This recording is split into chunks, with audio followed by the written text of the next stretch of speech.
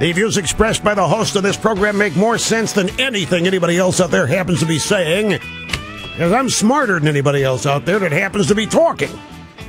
And it's also because we're in an unstoppable. What is so funny? Well, and we also have this unstoppable, relentless pursuit of the truth thing going on, and we hit it. Anyway, we're having a great time here. Great that you're with us. Here's the phone number, 800-282-2882, and the email address, lrushmo@eibnet.com. People started to ask me if I'm going to a convention. When's the last time I went to a convention? No, I did. It was 1992. It was in Houston. That's the last convention. I'm too famous. I can't go to these things anymore.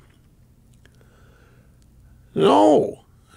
I mean, I could go for a cocktail party or dinner, but I can't go to the actual convention. Anyway, I'm not going.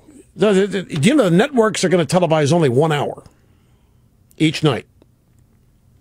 Not the cable nets. The ABCs, CBS, and NBC, 1 hour, 10 to 11 p.m. each night. And I'll tell you who actually started that. David Brinkley is the guy who said, nothing happens at these things anymore.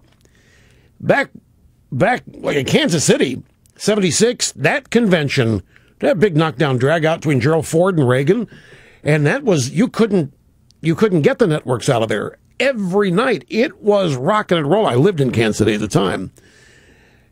But once the nominee's chosen weeks before, the Veep is named, and nothing happens.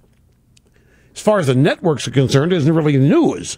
Now, what's going to happen? You're going to have 10 to 11 p.m. coverage, and the journalists / analysts, the pundits, are going to be talking all through the speeches with their comments and commentary, laughing and making fun of the Republicans.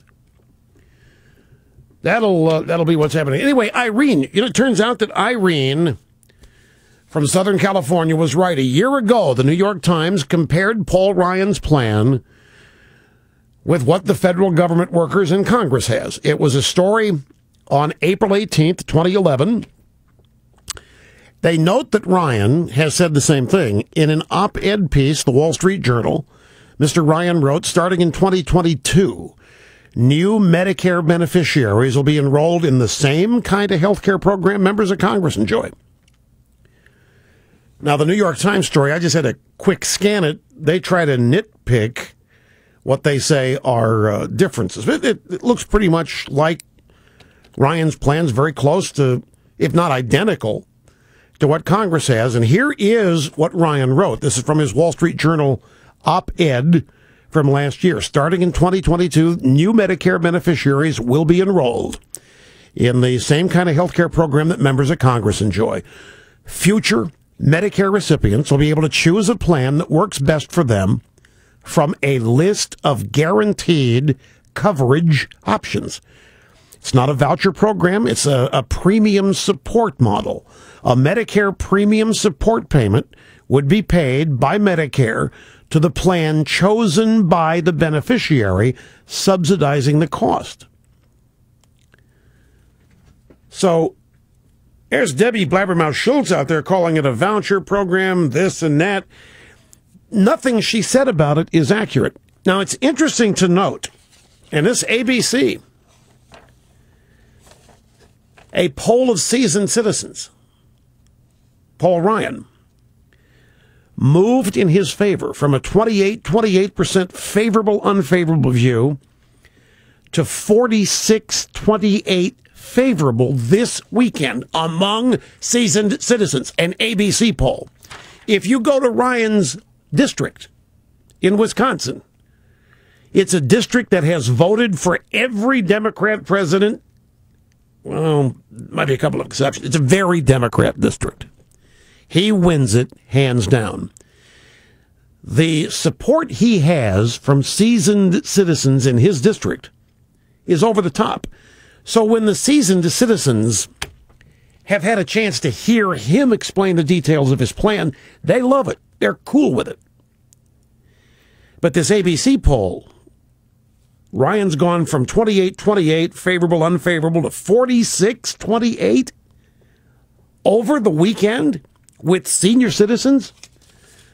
Here's Obama 2 days in a row in Iowa. Wayne Allyn Root. By the way, this is a good idea. Wayne Allyn Root. This is the guy who went to Columbia with Obama. The Las Vegas bookmaker. He's got a column today, and his idea is that Paul Ryan should shadow Obama. Wherever Obama goes, hours later or the next day, Ryan shows up. Same place Obama spoke, get a crowd in there and simply refute everything Obama says. Just shadow him. Wherever Obama goes, Ryan follows. I love that idea. Do you know what that would do to Obama?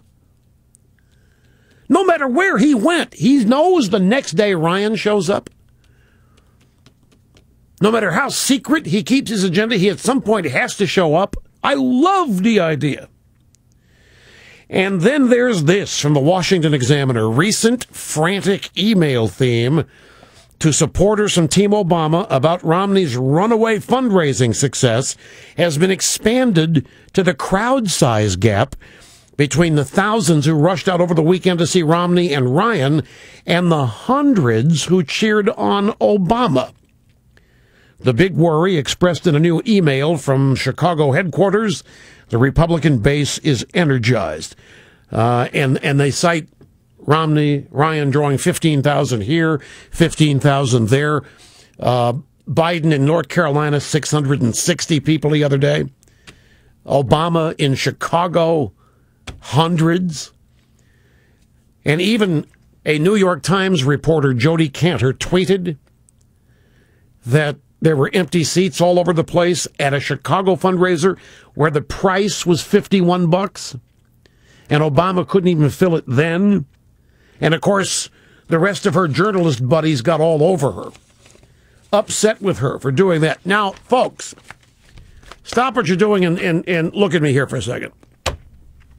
There are two stories out today, one in thehill.com, the other at the Politico. They essentially say the same thing.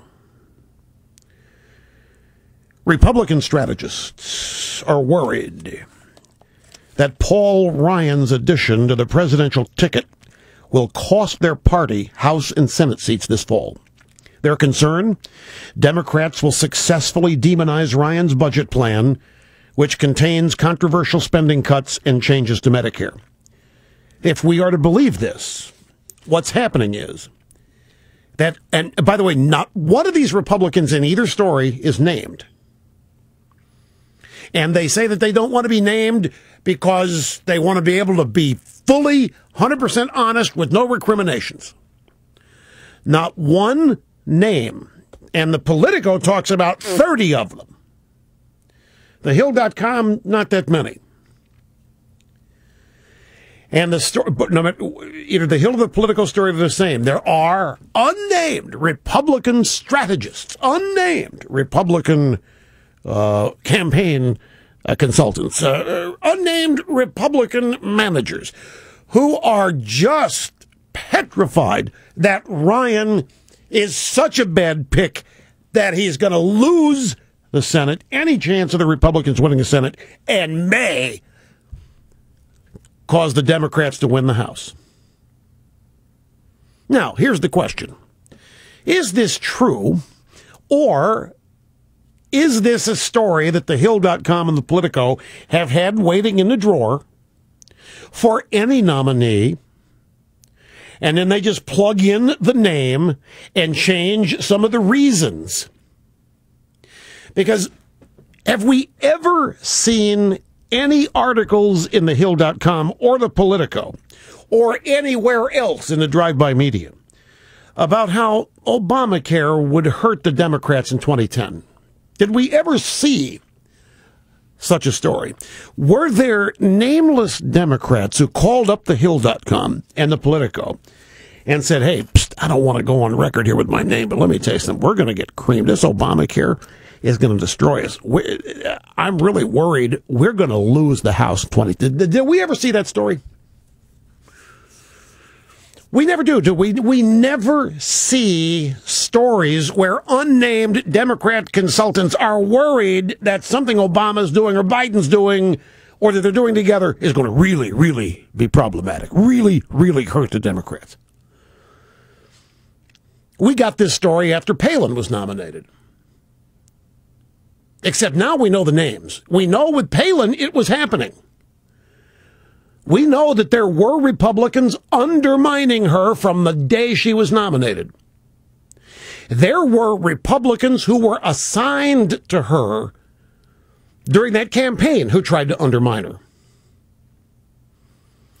There were people on the Republican side who helped spread this idea that she was a dolt. So it is believable to me on one level that we have some Republicans who are worried about Ryan, but they're really not worried that he's going to cause us to lose the Senate. And they're really not worried that he's going to cause us to lose the House. What they're worried is that the conservative wing of the party is going to be able to lay claim to victory here. And that these unnamed establishment Republican consultants and what have you, they are the ones who are going to lose their positions of power and influence because they aren't on board with this. So I don't for a moment, the Republican Party, you and I both know it. We have in it some saboteurs. We know it from 4 years ago.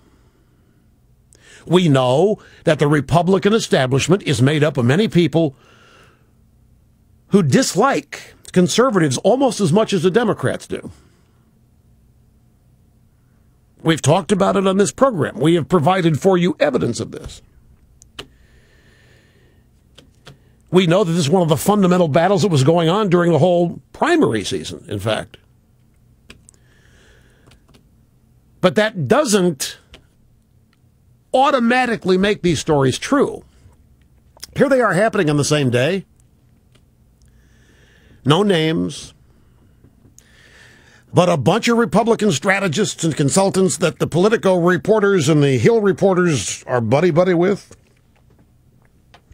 These people feel comfortable enough with these reporters to call them up and say, you know what, I'm really worried. I think Ryan, bad pick, Ryan's horrible.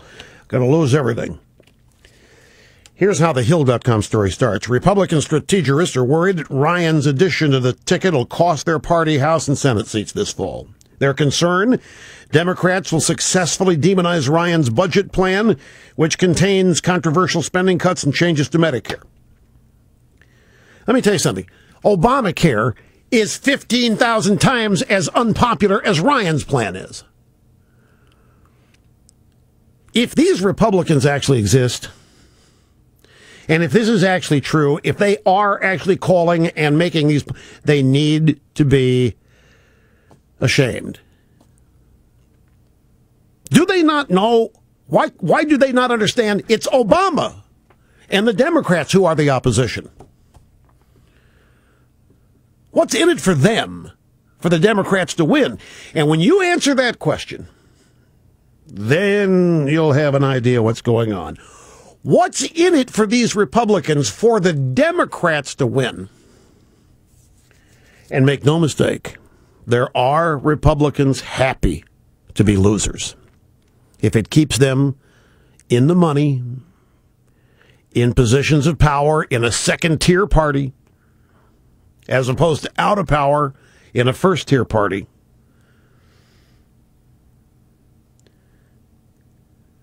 Where are these 30? Do the Republicans even have 30 strategists who are saboteurs?